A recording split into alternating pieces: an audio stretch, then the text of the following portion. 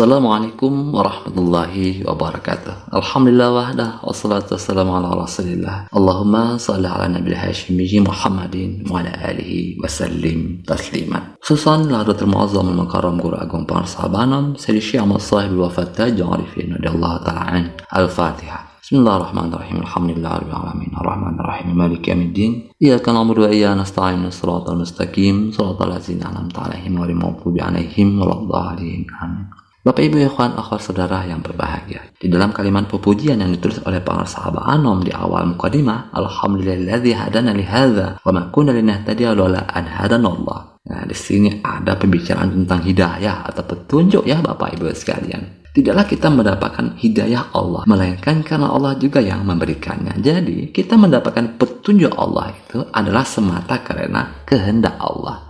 Bapak Ibu sekalian yang berbahagia, kan begini kadang ya Bapak Ibu, sebagian kita ini kan ada yang bergumam, kok saya orang seberang, saya non jauh di luar negeri sana, saya di Malaysia, di Singapura, di Thailand, di Brunei Darussalam, di tempat non jauh di dalam hutan belantara Kalimantan, Sulawesi, Sumatera, Nusa Tenggara Barat, Nusa Tenggara Timur, dan lain sebagainya. Kok saya bisa mendapatkan talqin zikir ya? Kok saya bisa belajar zikir di bawah bimbingan Syekh Mursyid Guru Agung Sahabat Anom ya? Kok saya mendapatkan petunjuk ya? Nah ini Bapak Ibu kan kalau dipikir-pikir aneh ya. Sementara ada orang-orang tetanggaan dengan Suryalaya. Naik angkot saja kadang sudah sampai di Suryalaya, tapi tidak mendapatkan petunjuk untuk menjadi ahli zikirnya. Ini nun jauh dari sana, di seberang sananya hutan belantara, tapi bisa belajar zikir, berkesempatan untuk menjadi ahli zikir. Nah ini kan kalau menggunakan nalar logika syariat, ini kan fenomena yang aneh ya Bapak Ibu sekalian. Kenapa hal ini terjadi? Kenapa hidayah atau petunjuk Allah itu bisa mengenai sebagian orang dan tidak mengenai sebagian yang lainnya?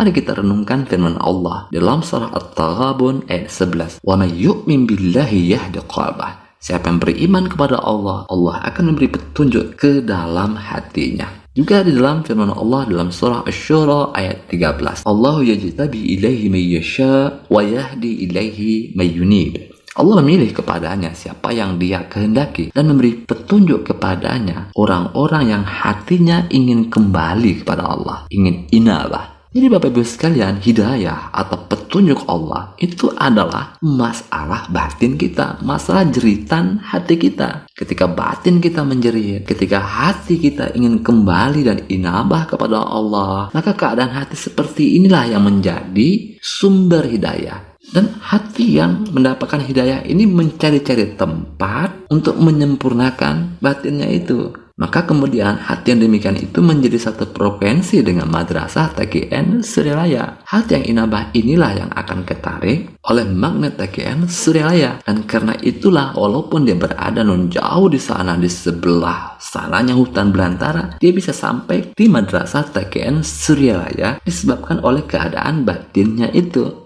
Jadi Bapak Ibu sekalian, kenapa kita sampai di TKN Suryalaya, bimbingan Guru Agung para Sahabat Anom di Pondok Pesantren Suryalaya? Itu karena batin kita satu frekuensi dengan madrasah TKN Suryalaya. Makanya kita sampai ketarik oleh magnet TKN Suryalaya itu. Jadi Bapak Ibu sekalian, petunjuk Allah, hidayah Allah itu tidak di otak, tidak dalam pikiran, tidak pada kepintaran. Mencari petunjuk Allah melalui kitab-kitab, membaca kitab-kitab, berdiskusi dengan ribuan ragam dalil-dalil tentang petunjuk atau hidayah. Tetapi hati tidak menjerit, hati tidak tersentuh, hati tetap keras sebagai batu, hati tetap angkuh dan sombong. Mau ribuan kitab, mau ribuan kali diskusi tentang petunjuk, mau ratusan tahun beribadah syariat, tetapi tidak dengan hati, ya tidak akan pernah dia mendapatkan petunjuk atau hidayah Allah itu.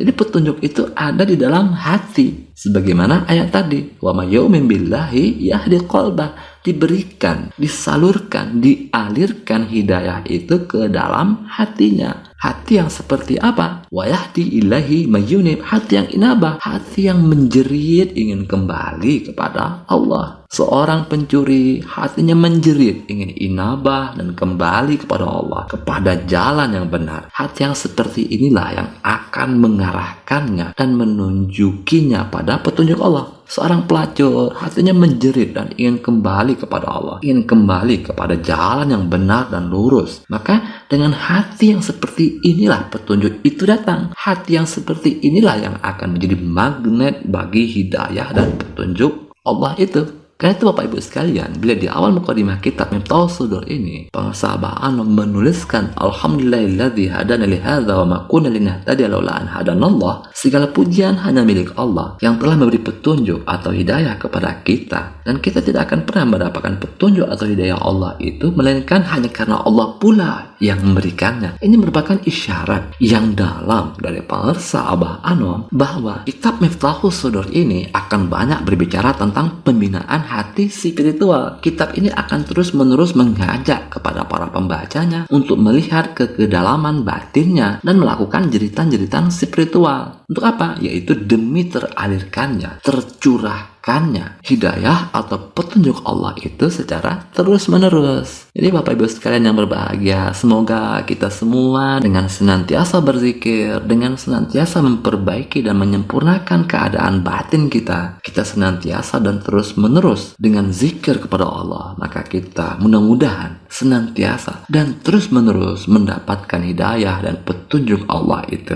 Tentu saja melalui kemuliaan guru kita, Guru Agung Pangarsa Abah Anom, Syekh Ahmad Sahibul Wafa Tajul Arifin. Baik, itu saja yang dapat kita pelajari pada kesempatan kali ini, khususan ila hadratil muazzam wal mukarram Guru Agung Pangarsa Abah Anom, Syekh Ahmad Sahibul Wafa Tajul Arifin radhiyallahu ta'ala an. Al-Fatihah. Bismillahirrahmanirrahim. Alhamdulillahirabbil alamin arrahmanir rahim maliki yaumiddin. Iyyaka na'budu wa iyyaka nasta'in. Ihdinas siratal mustaqim. Siratal ladzina an'amta 'alaihim ghairil maghdubi 'alaihim waladdallin. Amin. Allahumma shalli 'ala nabiyil hashimi Muhammadin wa 'ala alihi wa sallim tasliman. Allahumma shalli wa sallim wa barik 'alaihi. Wassalamualaikum warahmatullahi wabarakatuh.